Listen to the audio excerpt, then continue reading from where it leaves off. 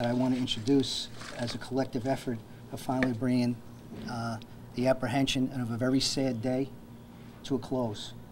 Apprehending Radee Prince, and we were able to apprehend him in Newark, Delaware. And I say Newark because I'm used to saying Newark, New Jersey. So Newark, Delaware, and that was at 7:05 hours this evening. With me today in a collective effort, we have federal and state partners.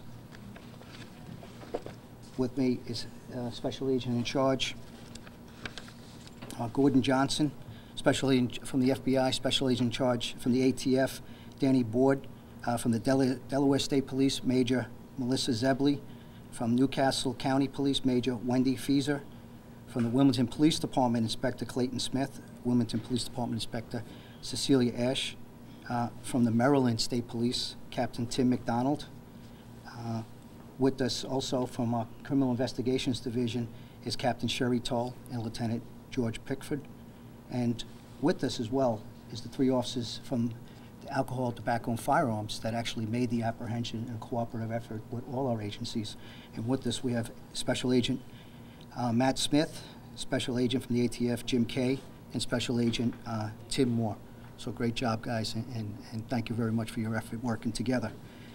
So we were at a press conference earlier today, and we kind of know the details of what happened in Maryland, what happened here in the city of Wilmington, and then we talked about how we were going to look to apprehend this individual.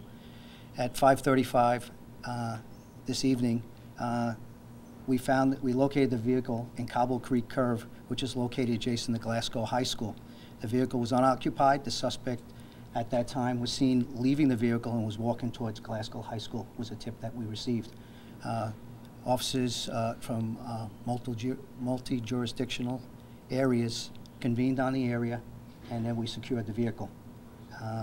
We actually also set up a perimeter around the area to make sure that if this individual was in the area, that we did not let him leave. 1846 or 6:46 hours, we received info that the suspect was sighted on Thanksgiving Way and that he was on foot. Thanksgiving Way is located behind Four Seasons Shopping Center, which is across the street from Glasgow High School. And then at 7:05 p.m., a suspect was taken in police custody after a brief foot chase from these three agents from the ATF.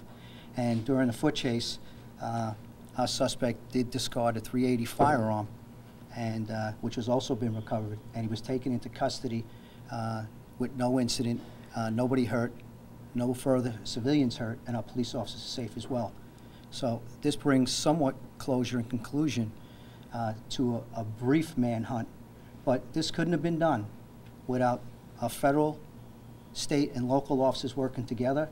In this building here, we had a command and control center. We coordinated with 3 states, all the counties, local authorities, and a coordinated effort brought this to a successful conclusion on a very, very bad day. And our hearts and prayers should go out to these families of the victim and the victim's family in Maryland, and also the shooting victim here in Wilmington. So with these efforts, this couldn't have been done. Without your effort getting the information out to the public as soon as you did for us, it couldn't have been done. And without the tips from civilians out there that helped us along the way, because without their efforts and the trust that they had with us in law enforcement and working together, we would not have been able to make this apprehension the way we did and bring this to a conclusion. So I thank everybody for their efforts. On a very sad day, we came to a successful conclusion, and right now we're processing our suspect in this facility, and more to come on the investigation. So what I'm going to do is open it up for questions right now. Do we know about where he was this entire time between the 10:45 time period and when he was spotted at 5:35?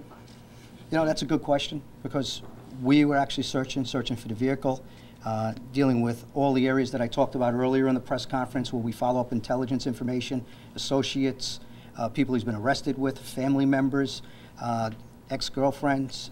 You know, we were everywhere. There was no stone that wasn't unturned in what we had covered.